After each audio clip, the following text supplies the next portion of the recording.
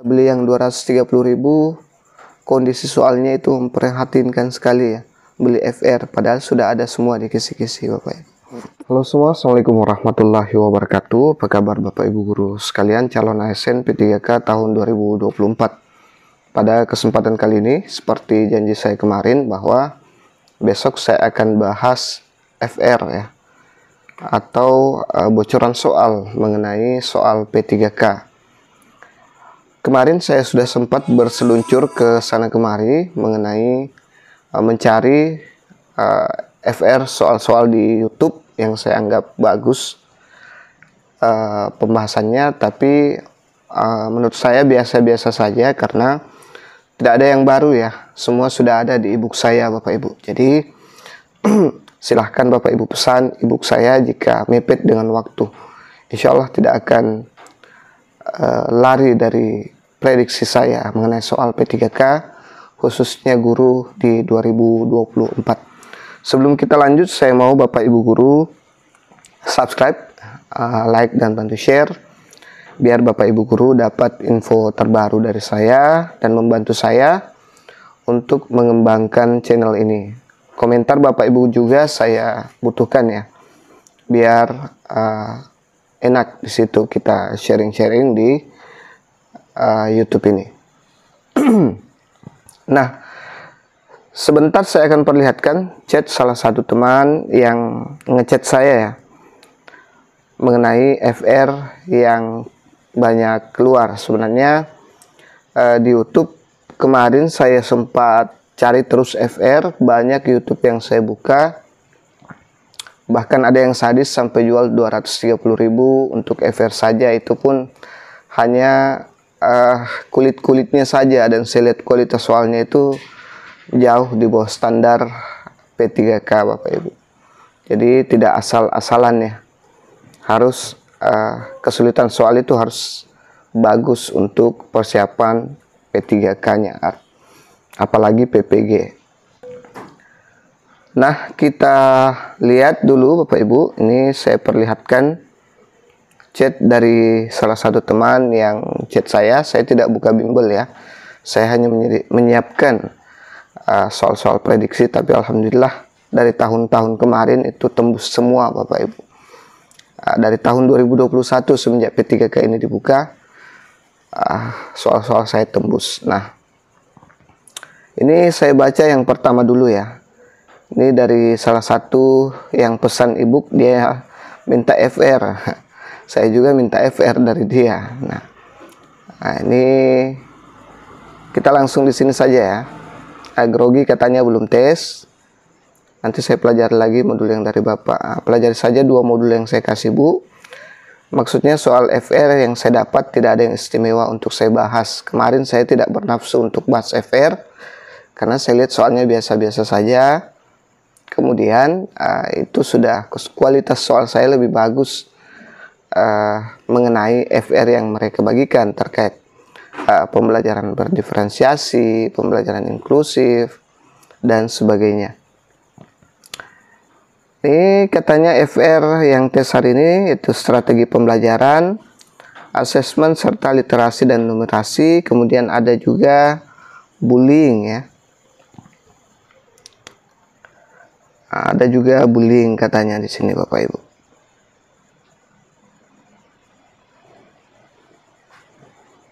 Nah, ini semua sudah ada Bapak Ibu di kisi-kisi 39 di ebook bonus ya.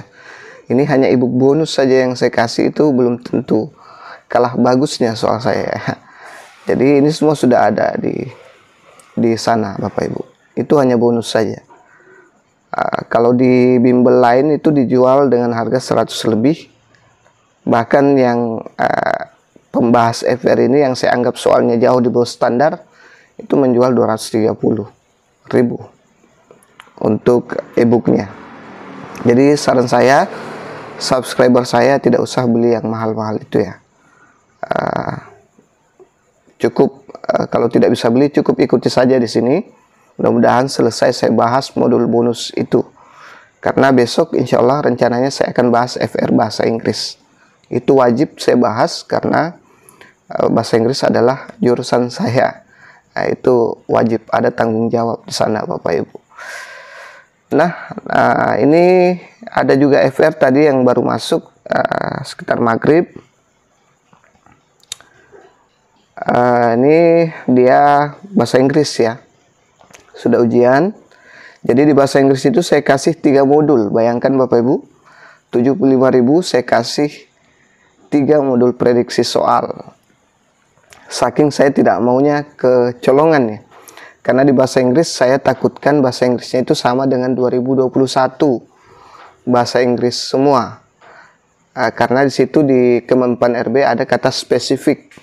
Saya kemarin berpikir kalau dia bakal ikut dengan PPG, ternyata tidak. Makanya ada versi bahasa Inggris full dan ada versi SJT bahasa Inggris berbahasa Indonesia. Ini yang V2 ini.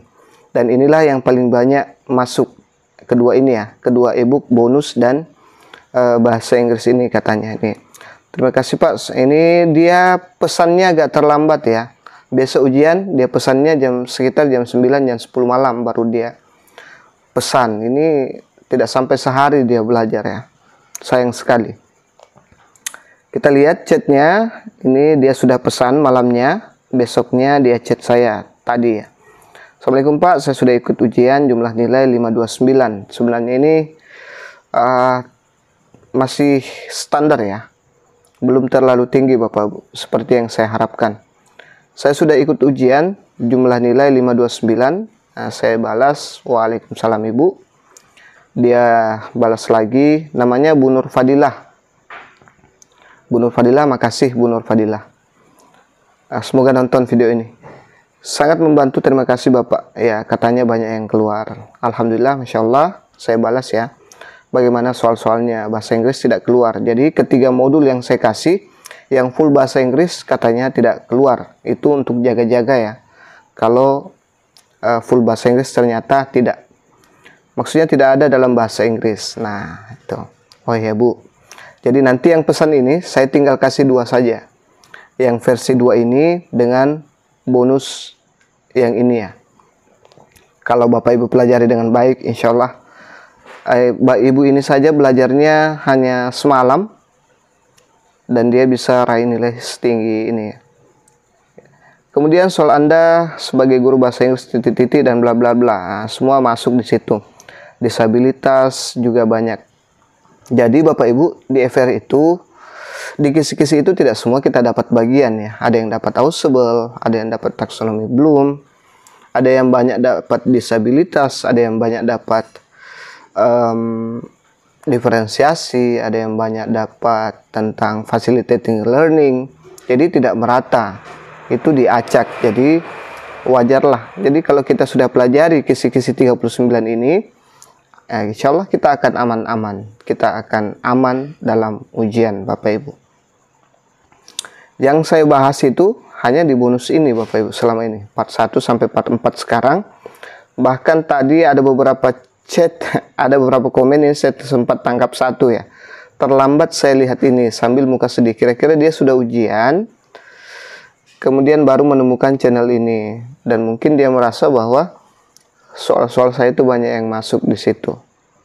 Ya, mohon maaf, saya juga punya keterbatasan di YouTube karena banyaknya YouTuber. Mungkin Bapak Ibu guru cari ketik, tiba-tiba yang muncul bukan YouTube saya, kasihan ya.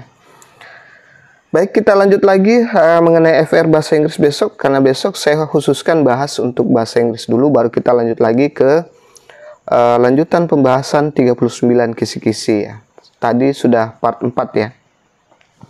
Kita akan lanjut part 5 setelah bahasa Inggris ya. Nah, mudah-mudahan Ibu ini, Ibu Nur Fadilah, dapat satu formasi dengan nilai 529 itu ya. Nah, bagi Bapak Ibu yang belum pesan, silahkan pesan soal-soalnya. Jadi fix soal P3K itu per jurusan Bapak Ibu, tidak umum. Nah, ditanyakan bagaimana Anda menguasai TIK, bagaimana ekonomi, bagaimana PLB, bagaimana BK, bagaimana PJOK, PAUD, dan lain-lain sebagainya. Jadi per jurusan. Cuma di bahasa Inggris saya sediakan payung sebelum hujan, jangan sampai itu tadi ada versi bahasa Indonesia full dan bahasa Inggris full dan bahasa Indonesia serta bonus. Jadi mulai sekarang saya akan hanya bagi 2 karena tidak ada bahasa Inggris full.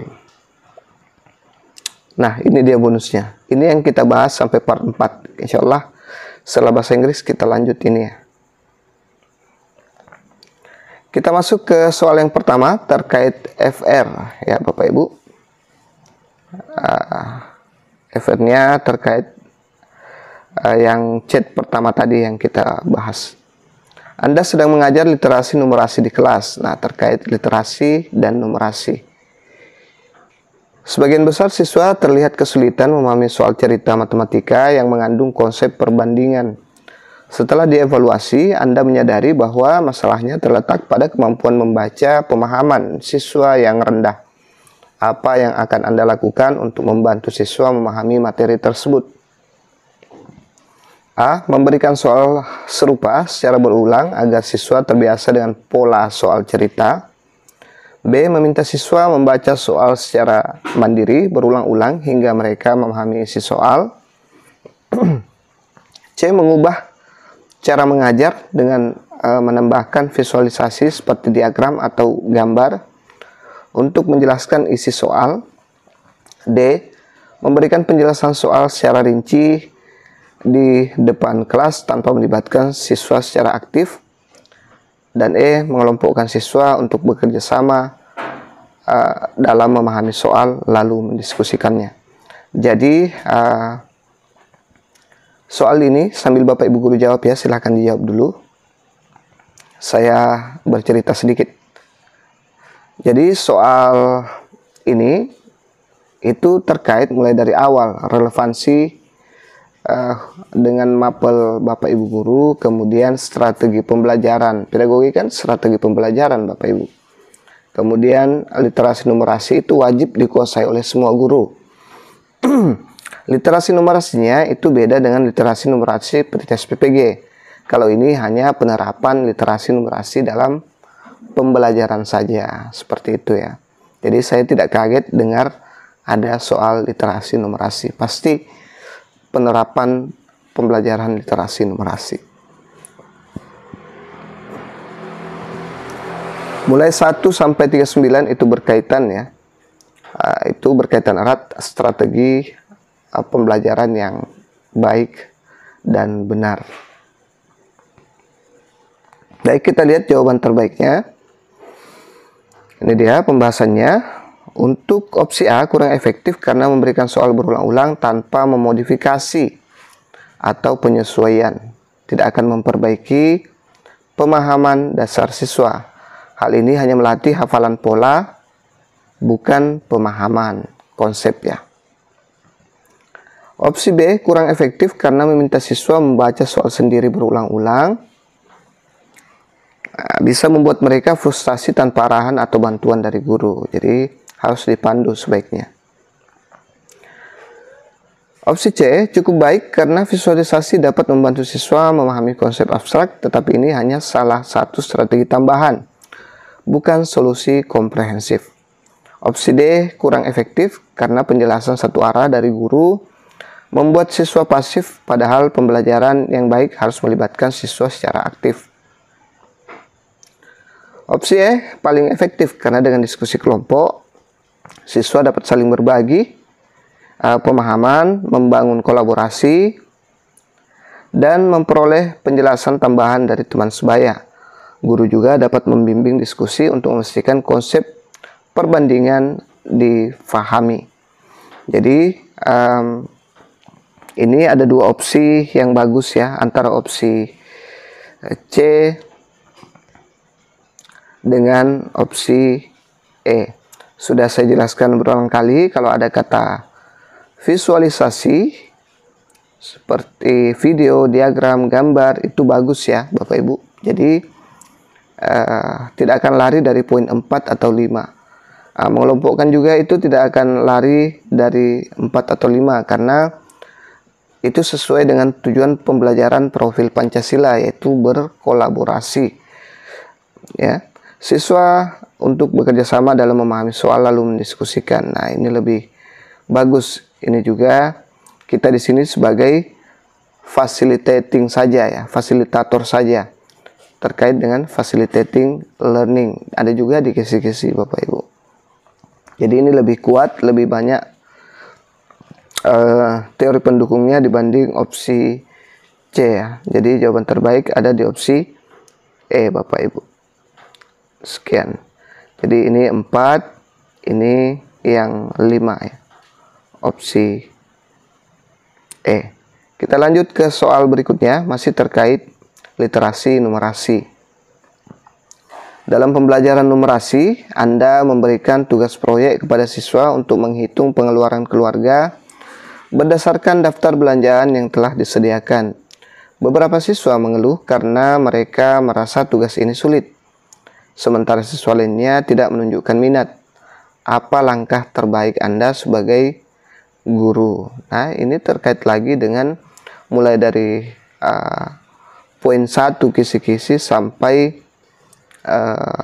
poin-poin selanjutnya sampai 39. Strategi pembelajaran apa yang kita akan kasih? Beberapa siswa mengeluh karena merasa sulit, dan kemudian siswa lainnya menunjukkan tidak adanya minat ya. Opsi A, membatalkan tugas proyek tersebut dan menggantinya dengan soal hitungan sederhana agar lebih mudah mengerjakan. B, meminta siswa menyelesaikan tugas masing-masing tanpa memberikan arahan lebih lanjut agar belajar mandiri. C, membagi kelompok berdasarkan kemampuan siswa sehingga mereka bisa saling membantu dalam menyelesaikan tugas. D, memberikan contoh penyelesaian yang rinci lalu membiarkan siswa meniru langkah tersebut. E, mengidentifikasi kesulitan utama siswa, memberikan bimbingan tambahan, dan memodifikasi proyek agar sesuai dengan kemampuan mereka. Silahkan dijawab dulu Bapak Ibu.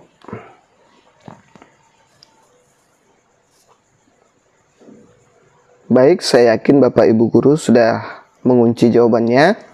Kalau Bapak Ibu guru sering belajar di sini dari awal, saya yakin Bapak Ibu guru sudah bisa menentukan poin 4 dan 5-nya. Jadi sudah 4 siswa yang 4 opsi yang bisa kita 3 opsi yang bisa kita buang ya.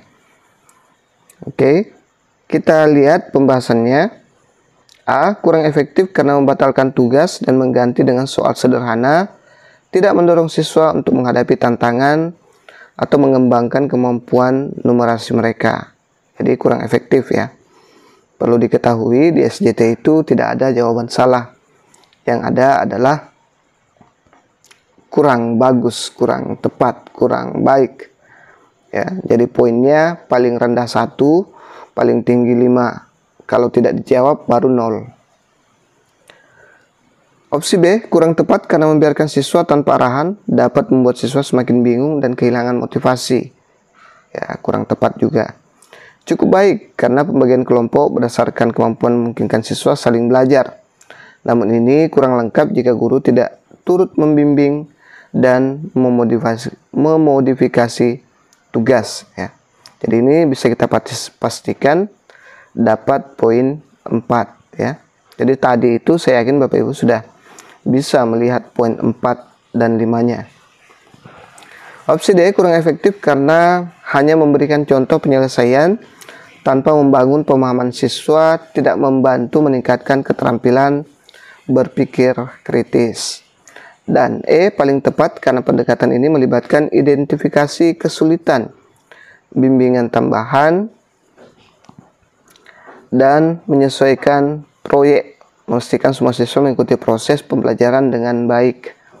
Inilah yang terbaik Bapak Ibu, karena selain mengidentifikasi kesulitan siswa, dia juga memberikan bimbingan tambahan. Setelah diberikan bimbingan tambahan, proyeknya dimodifikasi lagi, disesuaikan lagi sesuai dengan kemampuan setiap siswanya. Makanya ini lebih bagus daripada opsi yang berkelompok ini tadi Bapak Ibu. Jadi ada tingkatan-tingkatannya. Yang jelas kita tidak lari dari 4 dan 5, itu intinya Bapak Ibu. minimal poin 4 lah. Kalau bisa ya 5 terus. Kita lawan cerdik Bapak Ibu. Kita lanjut ke soal berikutnya, masih terkait literasi dan numerasi. Anda mengajarkan literasi membaca kepada siswa dengan menggunakan cerita pendek. Beberapa siswa hanya memahami isi cerita secara literal, tetapi tidak mampu mengidentifikasi pesan moral atau makna mendalam dari cerita tersebut. Apa yang akan Anda lakukan? A. Menyuruh siswa membaca cerita secara berulang untuk lebih memahami isinya. B. Menjelaskan pesan moral dari cerita tersebut secara langsung kepada siswa. C. Memberikan pertanyaan pemandu yang mengarahkan siswa untuk menemukan pesan moral cerita. D. Mengganti cerita dengan cerita lain yang lebih sederhana agar siswa mudah memahami. E. Meminta siswa berdiskusi dengan teman sebaya untuk menemukan pesan moral cerita. Nah, kira-kira yang mana nih Bapak Ibu jawaban terbaik? Ini ada 3. Usahakan seleksi langsung ya, cepat Bapak Ibu. Kira-kira kalau kita baca langsung kita simpan. Oh, ini bisa jadi dapat poin 4 misalnya. Oh, ini bisa jadi dapat poin 5. Jadi sebentar kita hanya tinggal memilih salah satu di antara opsi 4 dan 5 ini. Agak jelas itu Bapak Ibu. Bisa kita bandingkan. Soal saya ini agak hots ya. Agak hots, bisa bersaing dengan soal asli Bapak Ibu. Bahkan banyak yang sama dengan soal asli kalau soal-soal saya. Baik, kita lihat. Saya yakin Bapak Ibu sudah mengunci jawaban yang memiliki poin 4 dan 5. Ini dia pembahasannya. Opsi A itu kurang efektif karena membaca berulang tidak selalu membantu siswa mengidentifikasi makna yang lebih dalam jika mereka tidak memiliki arahan. Masih sama dengan opsi yang tadi, kurang efektif ya. B. Kurang tepat karena menjelaskan langsung akan membuat siswa pasif dan tidak melatih kemampuan berpikir kritis mereka. Dari kemarin saya bilang kalau ada pilihan yang dia menjelaskan terus, metode ceramah, tinggalkan. Itu tidak dipakai lagi di zaman sekarang.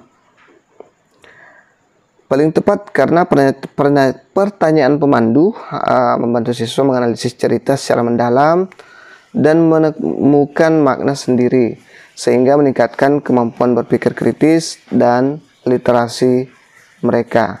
Kalau kita lihat opsi D kurang efektif karena mengganti cerita hanya menghindari masalah tanpa membantu siswa memahami isi cerita yang lebih kompleks. Sedangkan opsi E cukup baik karena diskusi dapat membantu siswa saling belajar. Namun, ini lebih optimal jika dibarengi dengan bimbingan guru melalui pertanyaan pemandu. Jadi fix, ini 4 dan ini 5 Bapak Ibu. Saya yakin tadi Bapak Ibu guru sudah bisa mengidentifikasi jawaban terbaiknya, 2 jawaban tertinggi ya. Kita jangan lepas dari 4, 5 ini. Kapan lepas bisa berbahaya.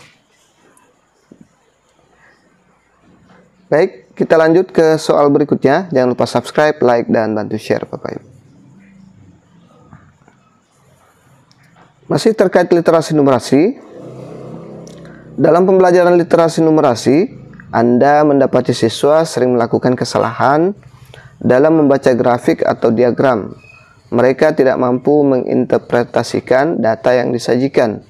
Apa langkah terbaik yang dapat Anda lakukan untuk membantu siswa memahami grafik diagram? A. Memberikan latihan membaca grafik dalam berbagai bentuk hingga siswa terbiasa. B. Menjelaskan cara membaca grafik dengan memberikan contoh langkah-langkah rinci. C. Menggunakan alat bantu visual interaktif untuk menjelaskan grafik di kelas. D. Mengajarkan cara membaca grafik dengan mengaitkannya pada situasi sehari-hari yang relevan. Dan E. Mengadakan kuis cepat secara rutin untuk menguji pemahaman siswa terhadap grafik. Nah, ini hot sekali ya opsi-opsinya. Agak susah menentukan jawaban terbaiknya. Tapi yang sering nonton pembahasan prediksi soal saya di P3K itu pasti bisa langsung mengunci jawaban terbaiknya. Ini siswanya susah membaca grafik atau diagram ya. Literasi numerasi, karena di grafik atau diagram itu ada tulisan, ada juga angka-angka.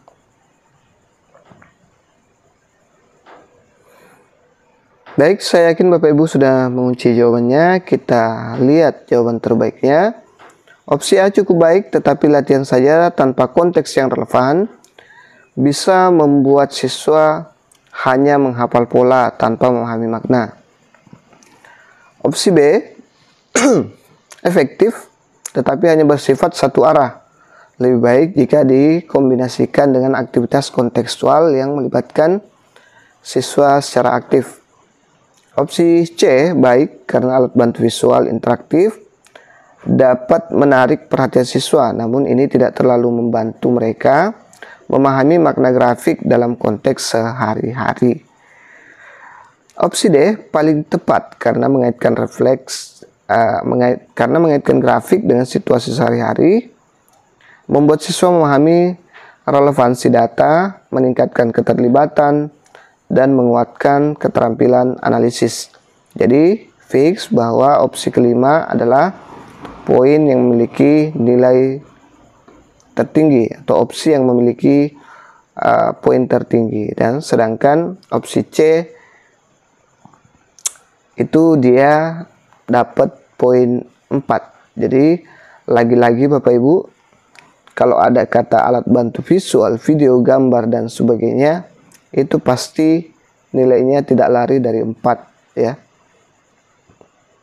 Nah, ini dia lebih kompleks karena langsung dikaitkan. Kemarin saya sudah beberapa kali bilang kalau ada kontekstual atau berkaitan dengan kehidupan sehari-hari, pembelajaran bermakna, itu lebih kuat daripada alat bantu visual ini ya. Bagi yang sering nonton pasti paham ini. Oke, jadi nilainya lebih tinggi dibanding visual. Tapi kalau ada kata visual, baik itu gambar, video dan sebagainya, pasti nilainya tinggi Bapak Ibu. Tapi bisa jadi 4, bisa jadi juga 5, tergantung konteksnya. Kita lanjut ke soal berikutnya. Masih terkait literasi numerasi. Saya perbanyak memang ya, karena kebanyakan mapel itu banyak menemukan soal literasi numerasi. Dalam sebuah penilaian literasi numerasi, Anda meminta siswa untuk menyelesaikan soal cerita tentang jarak dan waktu. Namun, sebagian besar siswa menjawab salah karena mereka tidak memahami informasi yang relevan dalam soal. Apa yang akan Anda lakukan untuk meningkatkan pemahaman siswa?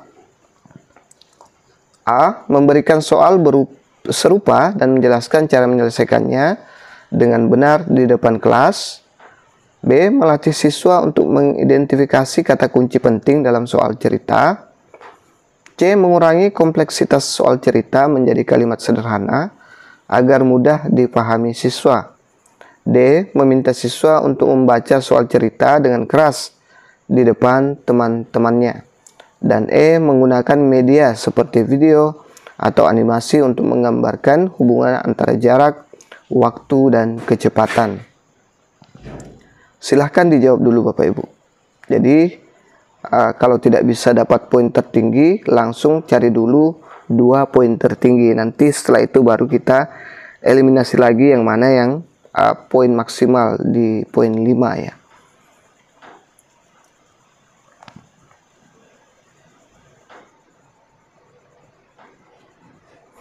Baik, saya yakin Bapak Ibu guru sudah mengunci jawaban terbaiknya. Kita lihat pembahasannya. Opsi A kurang efektif karena menjelaskan langsung hanya membantu siswa untuk soal tertentu, bukan meningkatkan keterampilan pemahaman soal cerita secara umum. Opsi B paling tepat karena melatih siswa untuk menemukan kata kunci penting untuk membantu mereka memahami konteks dan informasi yang relevan dalam berbagai soal. Opsi C kurang tepat karena terlalu menyederhanakan soal bisa mengurangi tantangan kognitif dan tidak membangun keterampilan siswa untuk soal yang lebih kompleks. Ini juga bisa jadi tidak mencapai tujuan pembelajaran. Opsi D, tidak efektif karena membaca dengan keras tidak menjamin siswa memahami isi soal. E, cukup baik tetapi media seperti video hanya menjadi pendukung, sedangkan inti pembelajaran tetap pada kemampuan siswa memahami soal. Nah, lagi-lagi Bapak Ibu, di sini dia menggunakan media seperti video. Ini kan visualisasi ya, terkait dengan visualisasi dapat nilai 4 lagi ya. Sedangkan yang terbaik adalah opsi 5.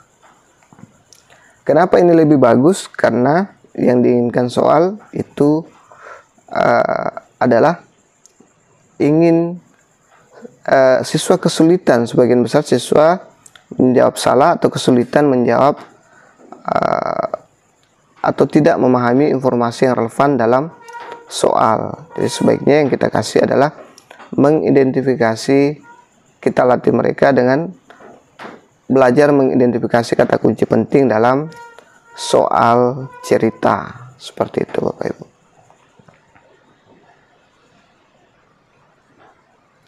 Nah, ini video sebenarnya bagus, tapi harusnya dapat poin tertinggi, tapi kurang cocok dengan konteks yang ada di sini. Makanya dari kemarin saya bilang perlu kita pahami dulu masalahnya, baru kita kasih solusi. Meskipun ada cara cepat untuk menjawabnya dengan langsung ke opsi-opsinya, itu dipakai pada saat kepepet. Sekali lagi, beberapa waktu lalu saya sudah bilang itu dipakai hanya pada saat kita kepepet dengan waktu Bapak Ibu. Kita lanjut ke soal berikutnya. Jadi 1 sampai 39 ada yang chat saya juga katanya terkait strategi pembelajaran. Ya, semua itu 1 sampai 39 Bapak Ibu adalah terkait dengan strategi pembelajaran teknis guru ya. Anda sedang mengajar di kelas yang terdiri dari siswa dengan kemampuan akademik yang beragam. Beberapa siswa cepat memahami materi, sementara yang lain membutuhkan lebih banyak waktu untuk memahami konsep yang sama. Apa yang sebaiknya Anda lakukan untuk memastikan semua siswa dapat belajar secara optimal? A. Memberikan materi tambahan hanya kepada siswa yang cepat memahami agar mereka tidak bosan. B. Memperlambat tempo pembelajaran untuk menyesuaikan dengan siswa yang membutuhkan waktu lebih banyak. C. Membagi siswa dalam kelompok berdasarkan kemampuan, lalu memberikan tugas sesuai tingkat kemampuan masing-masing.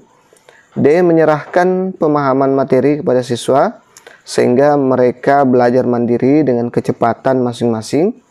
Dan E. Mengulang penjelasan materi secara keseluruhan hingga semua siswa benar-benar memahami. Silahkan dijawab dulu Bapak Ibu.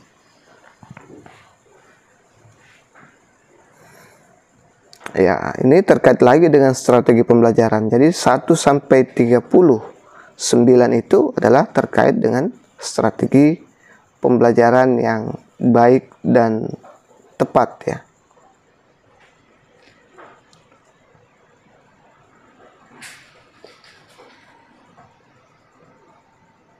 Baik, kita lihat jawaban terbaiknya. Saya yakin Bapak Ibu guru sudah mengunci jawaban terbaiknya. Opsi A kurang tepat, memberikan materi tambahan hanya kepada siswa yang cepat memahami dapat membuat siswa yang lambat merasa tertinggal atau diabaikan. Nah, harusnya itu semua dalam satu kelas diperhatikan ya, disamakan. Terkait lagi ini lari dari pembelajaran inklusif kalau seperti ini. Ini tidak memenuhi prinsip pembelajaran yang inklusif. Nah, ini dia.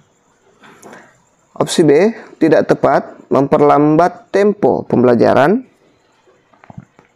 untuk siswa yang lambat dapat membuat siswa yang cepat memahami menjadi bosan dan kurang termotivasi. Nah, kalau kita memperlambat justru yang bagus lagi nih yang merasa terganggu ya. Jadi kurang tepat juga. Opsi C tepat, strategi pembelajaran diferensiasi seperti membagi siswa dalam kelompok berdasarkan kemampuan memungkinkan semua siswa mendapat tugas yang sesuai dengan level mereka. Ini mendukung keberagaman kemampuan di kelas. Oke lah, kita simpan dulu. Opsi D, kurang tepat, membiarkan siswa. Nah, kalau ada kata membiarkan atau mengabaikan, kita tinggalkan. Opsi E, tidak efektif, mengulang penjelasan secara keseluruhan, dapat menghambat siswa yang sudah memahami sehingga pembelajaran menjadi kurang efisien. Seperti itu Bapak Ibu. Jadi ini dapat poin 4.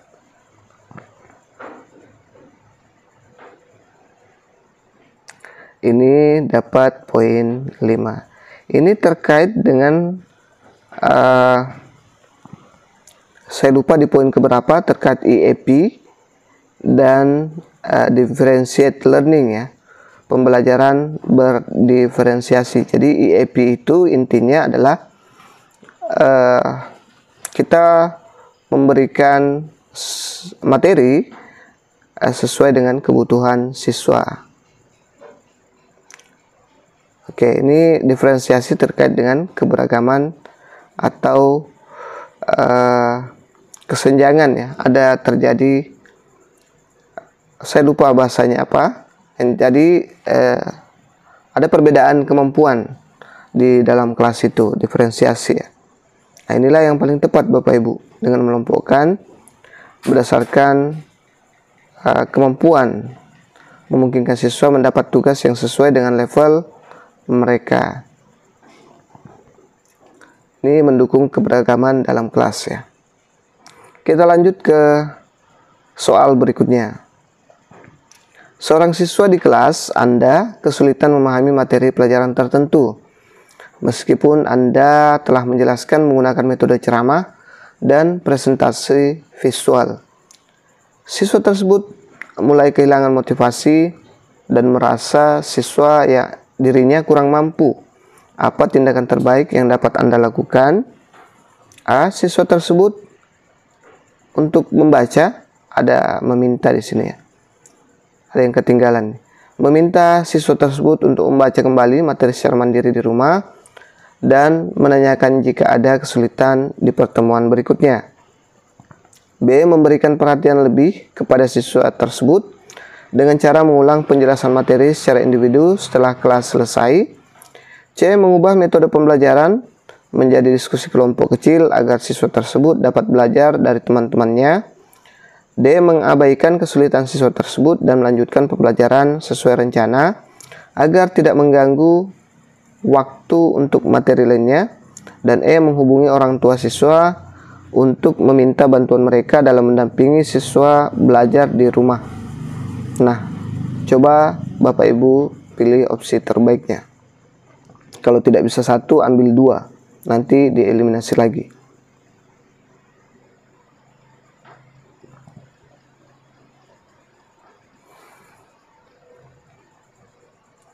Jadi ini terkait dengan strategi pembelajaran ya. Kita lihat jawaban terbaiknya. Opsi A, kurang tepat, memberikan tugas mandiri tanpa bimbingan langsung dari guru dapat membuat siswa semakin kesulitan dan tidak membantu meningkatkan motivasinya. Opsi B, tepat, memberikan perhatian lebih dengan mengulang materi secara individu adalah pendekatan personal yang dapat membantu siswa memahami materi sekaligus meningkatkan rasa percaya dirinya.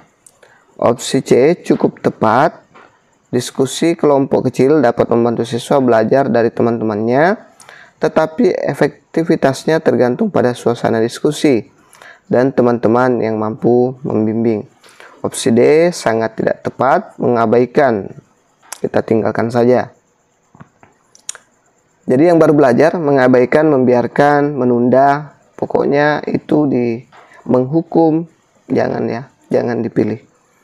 Opsi E, kurang efektif, menghubungi orang tua siswa bisa menjadi tambahan langkah, tetapi tidak langsung membantu siswa dalam memahami materi di kelas. Ini nanti bisa dilakukan, tapi setelah langkah-langkah yang ada di sini sudah kita upayakan dan masih tetap nihil ya, baru kita lanjut ke sini Bapak Ibu. Jadi di SJT itu usahakan langkah pertama dulu untuk menyelesaikan masalah, baru kita melangkah ke solusi selanjutnya.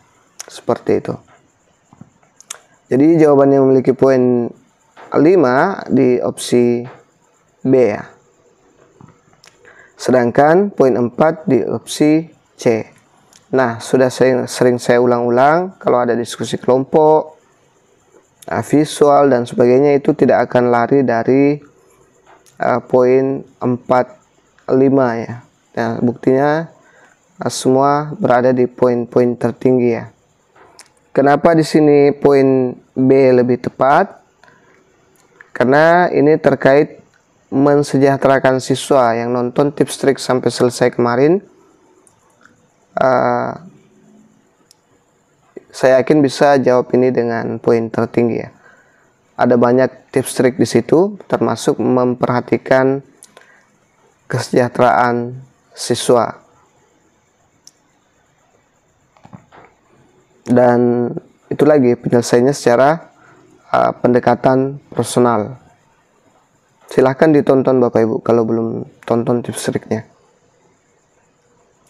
Kita lanjut ke soal berikutnya. Di kelas Anda terdapat siswa dengan gaya belajar berbeda. Ada visual, auditori, dan kinestetik. Apa strategi pembelajaran yang paling efektif untuk memenuhi kebutuhan semua siswa? A. Menggunakan satu metode pembelajaran yang umum dan dapat diterima oleh siswa. B. Menggabungkan berbagai metode pembelajaran, visual, auditori, dan kinestetik dalam setiap pertemuan. C. Mengutamakan metode ceramah sebagai cara paling efisien untuk menjelaskan materi. D. Memberikan kebebasan kepada siswa untuk memilih gaya belajar mereka sendiri tanpa bimbingan. Dan E. Membuat rencana pembelajaran khusus untuk masing-masing siswa sesuai gaya belajarnya. Silahkan dijawab dulu Bapak Ibu. Ini terkait lagi dengan IEP ya, atau dan pembelajaran berdiferensiasi yang ada di kisi-kisi. Ini juga bisa masuk di facilitating learning ya, sebagai fasilitator. Pokoknya 1 sampai 39 itu Bapak Ibu seolah-olah satu kesatuan yang tidak bisa dipisahkan. Kita lihat jawaban terbaiknya. Jadi opsi A kurang tepat, menggunakan satu metode saja tidak efektif untuk semua siswa karena setiap individu memiliki gaya belajar berbeda. B tepat, kombinasi berbagai metode pembelajaran memastikan semua gaya belajar terakomodasi dan membuat pembelajaran lebih menarik secara efektif serta efektif ya. C tidak tepat, metode ceramah cenderung efektif hanya untuk siswa auditori, sehingga siswa dengan gaya belajar visual atau kinestetik kurang terakomodasi. D kurang tepat, memberikan kebebasan tanpa arahan dapat membuat siswa bingung dan proses pembelajaran menjadi tidak terstruktur. Kemudian opsi E tidak efisien, membuat rencana khusus untuk setiap siswa sangat memakan waktu dan sulit diterapkan dalam kelas besar ya. Jangan sampai Bapak Ibu terkecoh di sini ya.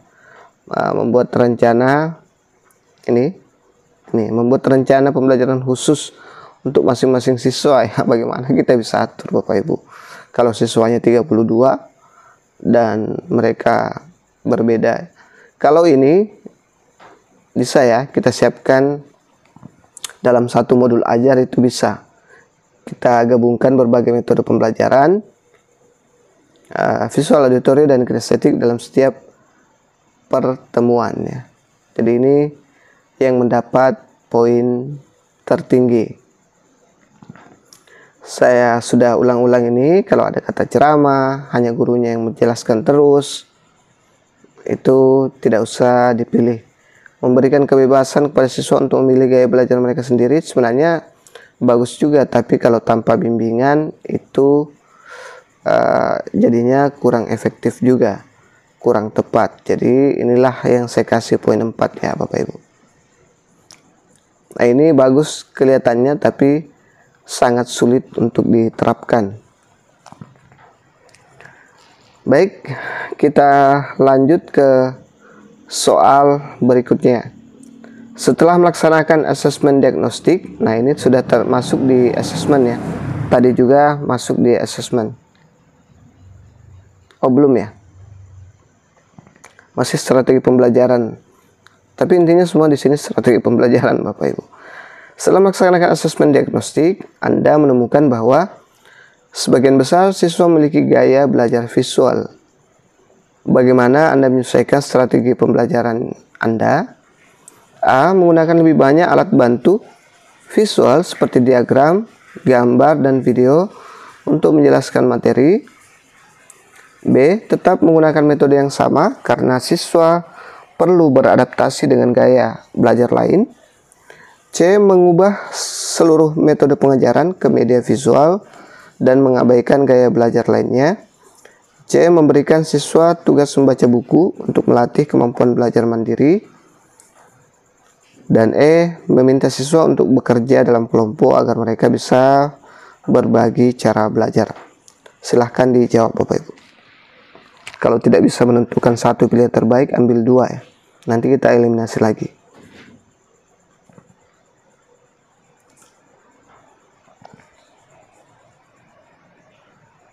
Baik, jadi jawaban terbaik ada, kita lihat pembahasannya. Opsi A itu sangat tepat ya. Nah, ini ada lagi ya Bapak Ibu.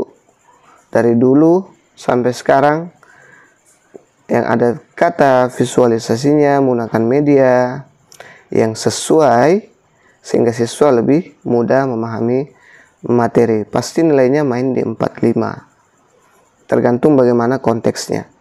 Opsi B kurang tepat karena tidak mengakomodasi kebutuhan mayoritas. Opsi C tidak tepat karena fokus pada satu gaya belajar saja dapat mengabaikan keberagaman siswa lain. Ini terkait IEP lagi dan berdiferensiasi. Selanjutnya, opsi D tidak relevan untuk siswa visual karena membaca saja tidak efektif bagi mereka. Opsi E baik namun tidak secara langsung menyesuaikan dengan gaya belajar visual. Jadi, ini kan ada di opsi E ini ada kata bekerja dalam kelompok ya. Jadi saya sudah bilang kalau ada bekerja dalam kelompok, dalam visual, bermakna, sehari-hari, kemudian pengalaman langsung atau praktik, itu tinggi-tinggi nilainya Bapak Ibu ya. Nah, ini poin 4-nya dan ini poin 5-nya. Oke, insyaallah yang belajar di sini saya doakan lulus semua ya. Jangan lupa kembali berkomentar Bapak Ibu kalau sudah ujian. Yang mau kasih FR juga untuk dibahas, terima kasih. Itu bisa membantu teman-teman yang lain, juga membantu saya memperbaiki lagi soal-soal di masa mendatang. Kita lihat soal berikutnya. Seorang siswa di kelas Anda tampak kesulitan memahami materi yang membutuhkan kemampuan analisis. Setelah dilakukan asesmen formatif, kita sudah masuk di asesmen ya dari tadi. Tadi diagnostik. Diagnostik itu untuk mengetahui kemampuan awal peserta didik kita Bapak Ibu. Kalau asesmen diagnostik. Kalau ini sekarang kita masuk di asesmen formatif.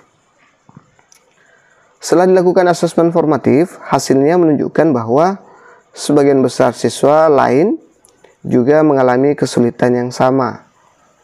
Apa langkah terbaik yang Anda ambil untuk mengatasi situasi ini?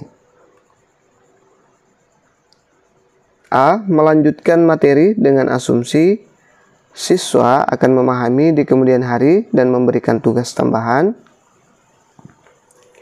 B. Menyederhanakan materi dengan menggunakan contoh konkret dan memastikan siswa memahami sebelum melanjutkan.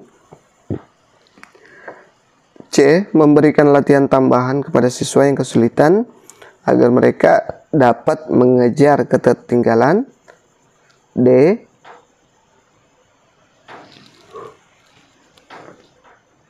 Mengadakan asesmen diagnostik ulang untuk mencari tahu penyebab kesulitan siswa dan memberikan pembelajaran remedi. Silahkan dijawab dulu Bapak Ibu.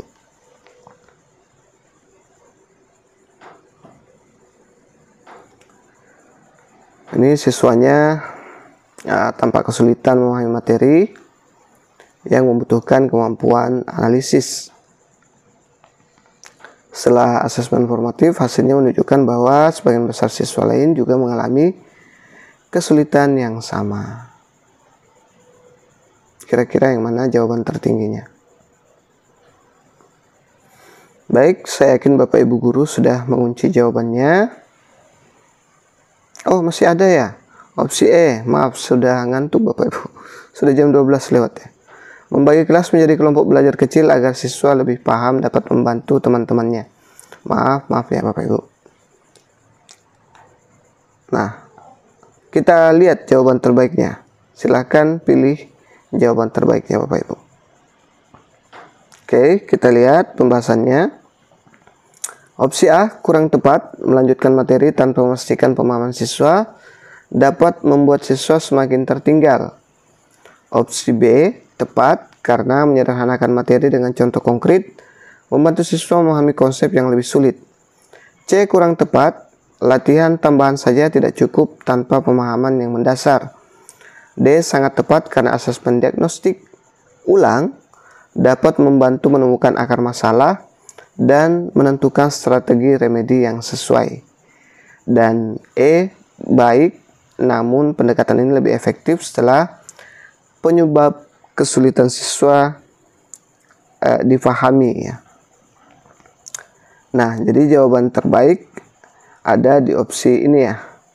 Mengadakan asesmen diagnostik ulang untuk mencari tahu penyebab kesulitan siswa dan memberikan pembelajaran remedi yang sesuai. Opsi B, menyederhanakan materi dengan menggunakan contoh konkret dan memastikan siswa memahami sebelum melanjutkan.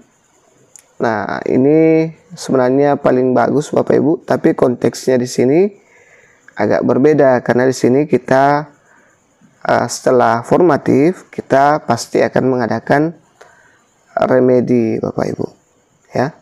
Kemudian sebelum remedi itu kita harus menganalisis dulu dengan melakukan asesmen diagnostik dulu ya, untuk mengetahui penyebab kesulitan siswa dan kemudian memberikan pembelajaran remedi sesuai dari asesmen diagnostik ulang ini Bapak Ibu ya.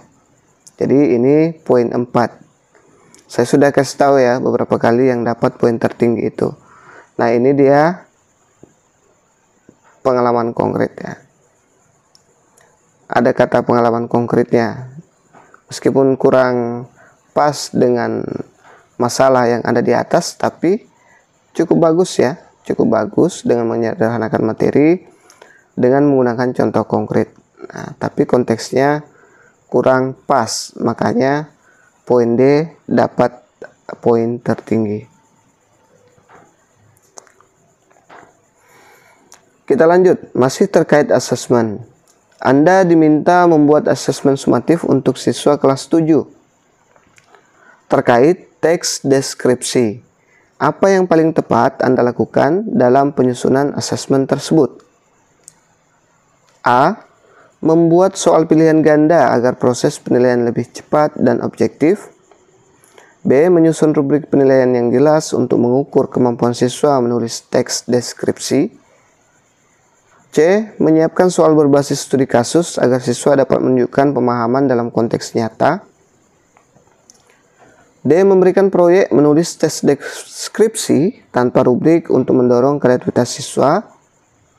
Dan E. Menggunakan asesmen lisan untuk menilai pemahaman siswa terhadap materi teks deskriptif. Kalau saya lihat opsi-opsinya Bapak Ibu, ini agak hot ya, agak susah menentukan pilihan terbaik. Tapi coba saja dulu Bapak Ibu, karena kita sudah banyak latihan. Baik, kita lihat pembahasannya. Saya yakin Bapak Ibu guru sudah mengunci jawaban terbaiknya. Minimal 2 ya. Kalau tidak bisa 1 langsung, ambil 2 dulu. Baik, jadi jawaban terbaik kita lihat opsi A kurang tepat. Pilihan ganda hanya mengukur pemahaman pasif, sedangkan tes deskripsi memerlukan keterampilan menulis. Jadi opsi A kurang tepat. Opsi B tepat karena rubrik penilaian yang jelas sangat membantu dalam menilai keterampilan menulis siswa secara objektif dan adil. Opsi C baik namun lebih cocok sebagai bagian dari asesmen formatif. Opsi D kurang tepat karena tanpa rubrik penilaian menjadi subjektif dan kurang terukur. Opsi E tidak sesuai karena menulis tes deskripsi membutuhkan bukti tulis, bukan asesmen lisan. Jadi ini jika sembung bawa golok, kurang nyambung ya. Kan di sini di soal dia menulis ya. Diminta untuk membuat asesmen sumatif untuk siswa kelas 7 terkait teks deskriptif. Jadi ada kata teks tidak nyambung dengan lisannya ya. Kalau diujikan secara lisan. Oke, jadi poin tertinggi ada di opsi B ya. Harus jelas penilaiannya dalam menulis tes deskriptif agar penilaian objektif dan adil. Jadi inilah poin yang dapat poin 4 ya. Opsi C. Menyiapkan soal berbasis studi kasus agar dapat menunjukkan pemahaman dalam konteks nyata. Nah, ini kurang bagus ya. Ini penilaiannya nanti bisa jadi tidak objektif, tapi cenderung ke objektif dan tidak terarah. Baik, kita lanjut ke soal berikutnya. Masih terkait assessment. Karena di FR, bocoran soal banyak FR, strategi pembelajaran, kemudian literasi numerasi, dan bullying. Di sebuah kelas yang Anda ajar, Anda telah merancang asesmen berbasis proyek untuk mengevaluasi pemahaman siswa terhadap materi teks eksplanasi. Siswa diminta membuat video penjelasan tentang suatu fenomena alam yang dikaitkan dengan konsep teks eksplanasi yang telah dipelajari. Namun, ketika proses berlangsung, Anda menemukan masalah berikut. 1. Sebagian siswa mengeluhkan kesulitan teknis dalam pembuatan video seperti kurangnya akses ke perangkat dan aplikasi. 2. Ada kelompok siswa yang tidak memahami struktur teks eksplanasi sehingga isi videonya tidak sesuai dengan kriteria yang diminta. Masalah yang ketiga, Anda juga menemukan bahwa beberapa siswa tidak berkontribusi dalam tugas kelompok yang menyebabkan ketimpangan kerja di antara kelompok. Bagaimana Anda mengatasi situasi ini untuk memastikan asesmen tetap berjalan dengan baik dan hasilnya merepresentasikan kemampuan siswa secara adil? A. Mengganti tugas video menjadi tulisan individu untuk menghindari kesulitan teknis dan memastikan siswa memahami konsep teks eksplanasi secara mendalam. B. Memberikan bimbingan tambahan kepada kelompok yang kesulitan memahami struktur teks eksplanasi dan menyediakan panduan teknis untuk membuat video. C. Membiarkan tugas berjalan seperti rencana awal, tetapi memberikan nilai tambahan kepada siswa yang berkontribusi lebih besar dalam tugas kelompok. D. Memisahkan siswa yang tidak berkontribusi untuk membuat tugas individu sebagai bentuk tanggung jawab mereka. Dan E. Membatalkan proyek video dan menggantinya dengan tes tertulis agar hasil penilaian lebih adil dan objektif. Nah, ini soalnya agak hot ya. Makin kesini makin hot Bapak Ibu. Oke, kita lihat di sini masalahnya Bapak Ibu. Kira-kira yang mana nih yang tepat? Di sebuah kelas yang Anda ajar, kita sudah merancang asesmen berbasis proyek untuk mengevaluasi pemahaman terhadap materi eksplanasi. Siswa diminta membuat video penjelasan tentang fenomena alam yang dikaitkan dengan konsep teks eksplanasi yang telah dipelajari.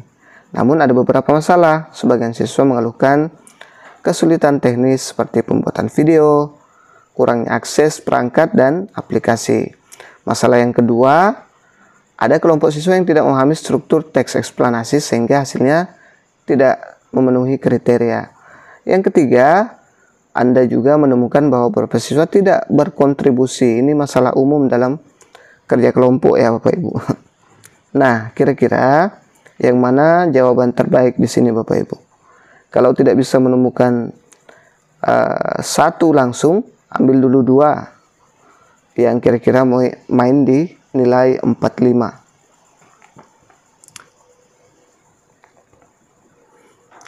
Baik, saya yakin Bapak Ibu Guru sudah mengunci jawabannya karena sudah jelas ya. Sudah saya ulang. Kita lihat jawaban terbaik. Opsi A tidak ideal. Meskipun tugas tulisan individu lebih sederhana, hal ini menghilangkan aspek Alhamdulillah, maaf ya. Bersin Bapak Ibu. Oke. Hal ini menghilangkan aspek kolaborasi dan kreativitas dari proyek berbasis video. Jadi memberikan tugas individu kurang ideal. Opsi B sangat tepat, memberikan bimbingan tambahan kepada siswa yang kesulitan akan membantu mereka memahami struktur teks eksplanasi. Sedangkan panduan teknis dapat mengatasi hambatan teknologi. Hal ini juga menjaga tujuan asesmen berbasis proyek tetap tercapai. Opsi C kurang tepat, memberikan nilai tambahan hanya kepada siswa yang berkontribusi lebih besar, tidak menyelesaikan masalah utama yaitu pemahaman materi dan kesulitan teknis ya. Jadi kan ada 3 masalahnya Bapak Ibu. Opsi D tidak sepenuhnya efektif, memisahkan siswa yang tidak berkontribusi tanpa membantu mereka memahami materi, atau situasi dapat memperburuk motivasi belajar mereka. Ini yang kurang aktif nih. Opsi D tidak ideal, mengganti asesmen dengan tes tertulis, menghilangkan kesempatan siswa untuk mengembangkan keterampilan berkolaborasi, kreativitas, dan pemahaman praktis. Oke, kita lihat opsi-opsinya. Kira-kira yang mana yang dapat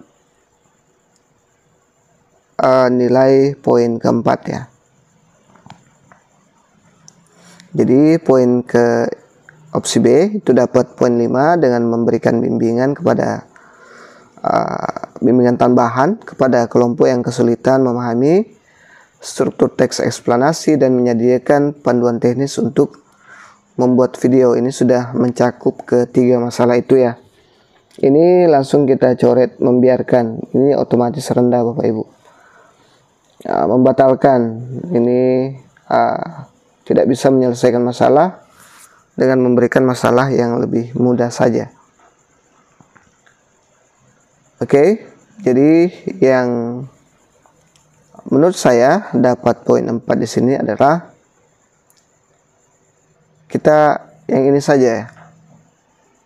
Ini lebih bagus daripada opsi A yang menghindari kesulitan teknis dan memastikan siswa memahami konsep teks eksplanasi secara mendalam.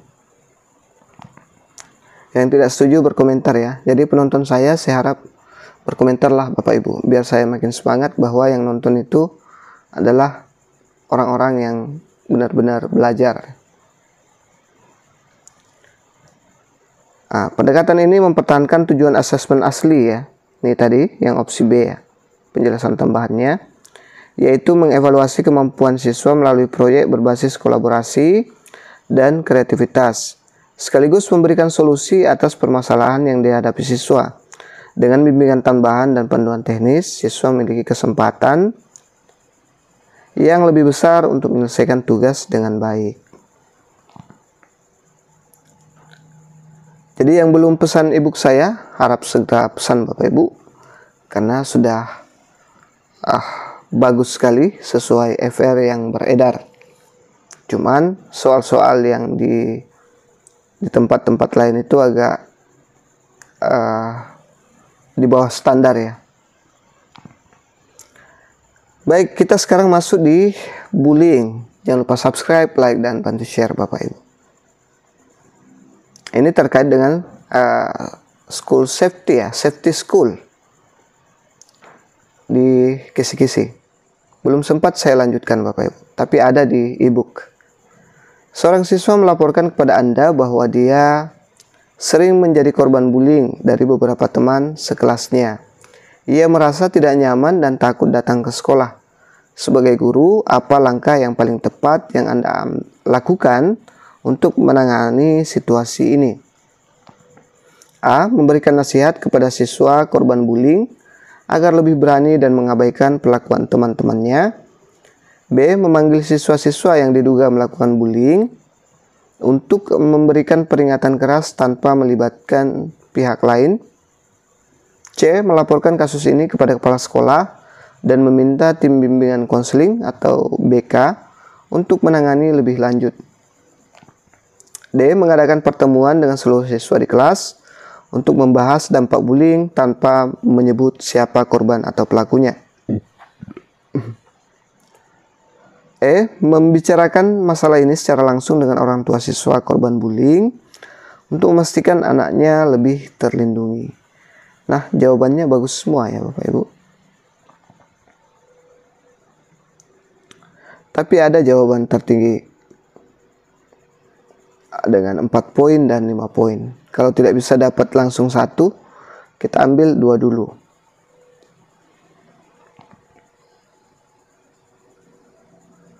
Baik, kita lihat jawaban terbaiknya Bapak Ibu. Yang nonton tips trik saya 4 video itu, saya yakin bisa langsung menentukan jawaban terbaiknya. Opsi A kurang tepat, memberikan nasihat saja kepada korban tidak cukup efektif ya. Ini tidak menyelesaikan akar masalah bullying yang dilakukan oleh pelaku ya.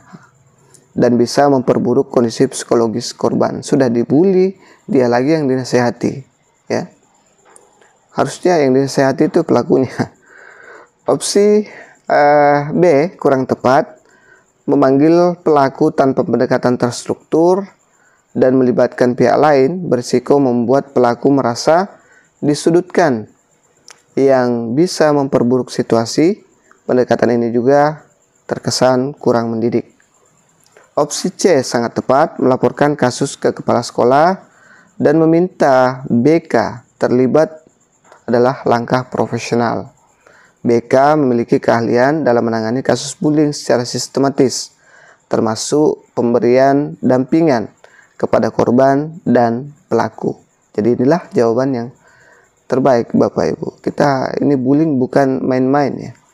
Sekarang juga sangat keras dilarang bullying. Seluruh sekolah wajib menempelkan anti-bullying. Opsi D, tepat tetapi tidak prioritas, mengadakan diskusi kelas adalah langkah yang baik untuk mencegah bullying di masa depan. Namun ini sebaiknya dilakukan setelah korban merasa aman dan masalah spesifik telah ditangani. Nah, ini sudah ada masalah Bapak Ibu.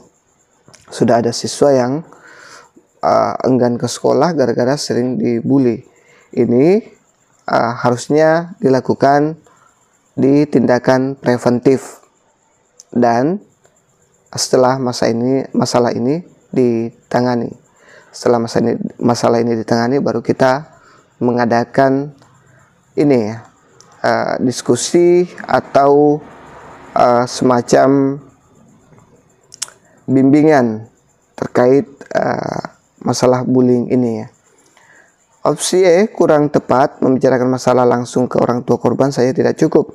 Meski penting, hal ini tidak menyelesaikan persoalan yang melibatkan pelaku dan lingkungan kelas ya. Jadi opsi yang dapat poin tertinggi adalah opsi 5 ya. Opsi C ya, 5. Itu dengan poin 5. Mengadakan pertemuan dengan seluruh siswa ini saya kasih 4 lah ya. Ini berbahaya ya kalau kita langsung memberikan peringatan keras tanpa melibatkan pihak lain. Oke, kita lanjut. Saya kira sudah jelas tadi di sini ya. Ke soal berikutnya, masih terkait bullying ya.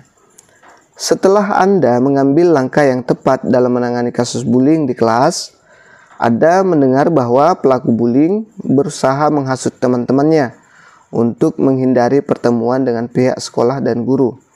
Apa yang sebaiknya Anda lakukan sebagai guru? A. Mengabaikan kabar tersebut dan fokus pada melanjutkan proses pembelajaran seperti biasa. B. Menyusun strategi untuk lebih mendekati pelaku bullying dan berbicara dengan mereka secara pribadi mengenai perilaku mereka. C. Orang tua pelaku untuk memberikan dukungan dalam memperbaiki perilaku anaknya dan menjelaskan dampak dari bullying.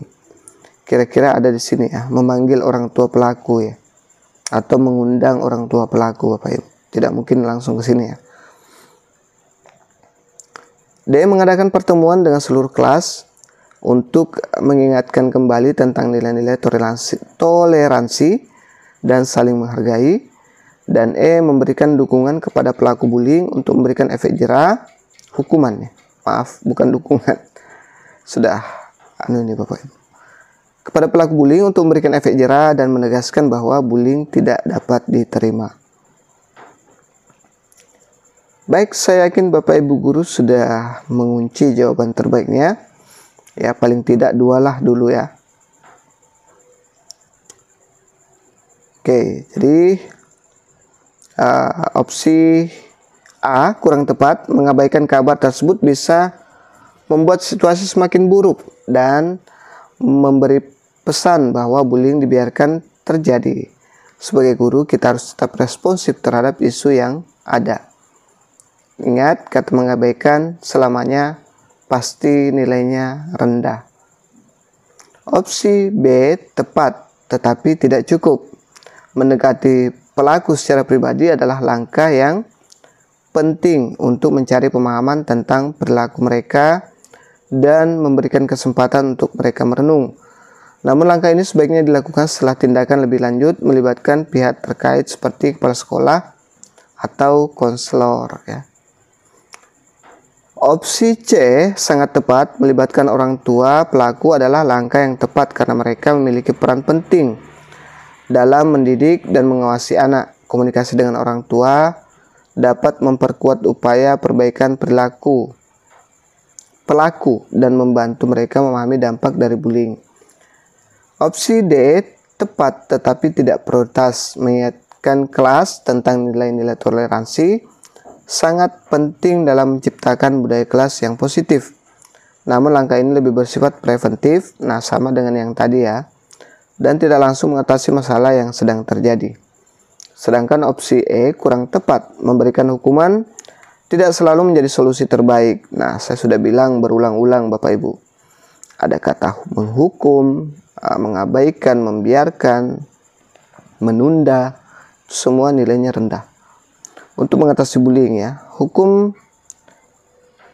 bisa membuat pelaku merasa dihukum tanpa memahami sebab akibat dari tindakan mereka.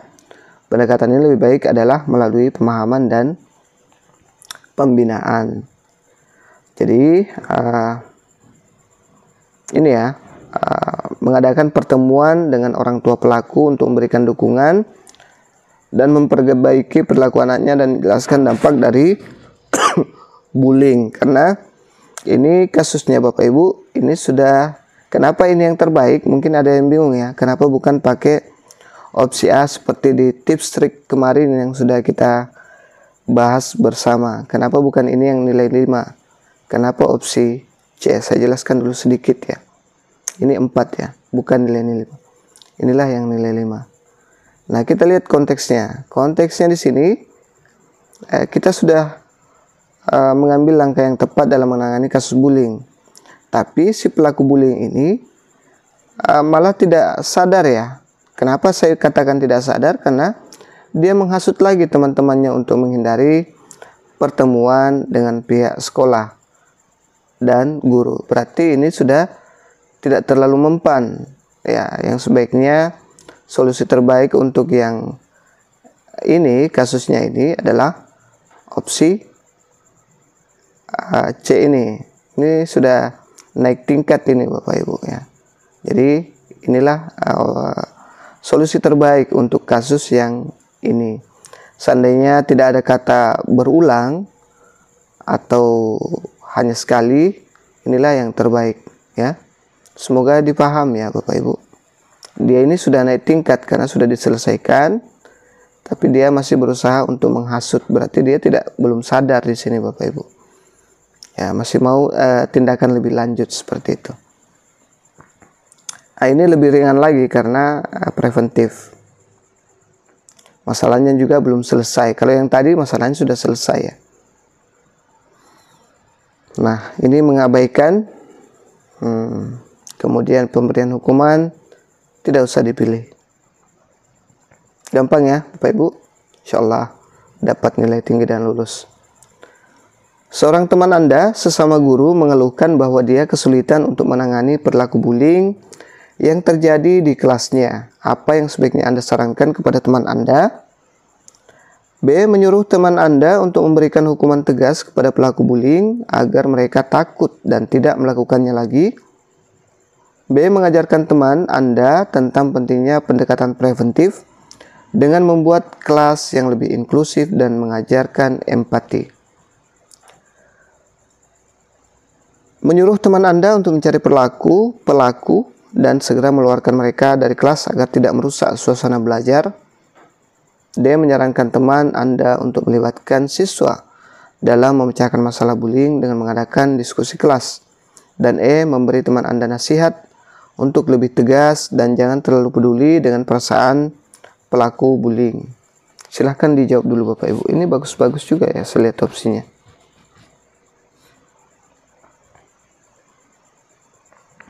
Bagi yang tonton tips trik kemarin,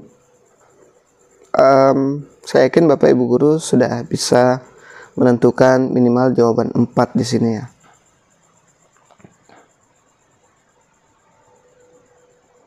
Baik, jadi kita lihat pembahasan jawabannya. Opsi A kurang tepat. Hukuman tegas dapat tanpa pemahaman tidak menyelesaikan akar masalah. Pelaku perlu diberi kesempatan untuk memahami kesalahan mereka dan mengubah perilaku. Sedangkan opsi B sangat tepat. Mengajarkan pendekatan preventif adalah cara yang sangat baik untuk mencegah bullying. Mengedukasi siswa tentang empati dan bagaimana menciptakan lingkungan yang inklusif dapat meminimalisir terjadinya bullying. Yang ketiga kurang tepat. Mengeluarkan pelaku dari kelas tanpa ada intervensi lain hanya akan memperburuk keadaan dan tidak menyelesaikan masalah. Pendekatan yang lebih konstruktif diperlukan. Opsi D tepat tetapi tidak utama. Mengadakan diskusi kelas bisa menjadi cara yang baik untuk meningkatkan kesadaran tentang dampak bullying, namun ini lebih cocok sebagai langkah kedua setelah penanganan langsung pada pelaku dan korban. Dan opsi E kurang tepat. Menyarankan untuk tidak peduli dengan perasaan pelaku dapat menciptakan iklim yang tidak mendidik dan hanya memperburuk perilaku bullying. Jadi kesimpulannya saya kasih ini opsi 5 dan saya kasih ini opsi 4. Ini juga sama-sama tindakan preventif juga ya Bapak Ibu ya. Tapi ini lebih jelas ya. Jadi ini terkait dengan pembelajaran inklusif, kemudian safety school, kemudian lingkungan belajar yang menyenangkan ya. Bapak Ibu, itu ada memang di kisi-kisi. Jadi ini semua sudah ada di buku saya. Silahkan pesan Bapak Ibu, masih banyak waktu, masih punya kesempatan untuk belajar lebih intens lagi ya dibanding belajar menunggu saya terus ya, karena saya punya waktu terbatas juga Bapak Ibu. Saya juga sedang ujian akhir semester di sekolah. Pagi saya ke sekolah, sore saya buat materinya, malam saya ini sudah jam 12 lewat Bapak Ibu, malam saya buat video, kemudian begitu seterusnya ya. Kemudian biasanya saya langsung edit, kemudian uploadnya juga lama. Jadi biasa kalau saya sudah upload, saya langsung share, kadang jam 12, jam 1, atau kadang juga sore kalau lagi sibuk. Jadi silahkan dipesan e-booknya, saran saya tidak akan rugi Bapak Ibu. Daripada beli yang 230.000, kondisi soalnya itu memprihatinkan sekali ya. Beli FR padahal sudah ada semua di kisi-kisi Bapak Ibu. Baik, mungkin itu saja dulu yang sempat saya share. Insya Allah besok bahasa Inggris ya, siap-siap. Ini adalah mapel yang wajib untuk saya upload Bapak Ibu. Kalau ada FR lagi, saya akan lanjut bahas FR lagi ya, tapi yang bagus-bagus ya. Kalau yang hanya ada di kisi-kisi, saya akan lanjutkan yang kisi-kisi lagi. Baik, demikian. Semoga sukses semua penonton saya, lulus semua. Subscribe saya, apalagi yang beli e-book. Saya doakan semua lulus tahun ini. Semoga berkah. Assalamualaikum warahmatullahi wabarakatuh.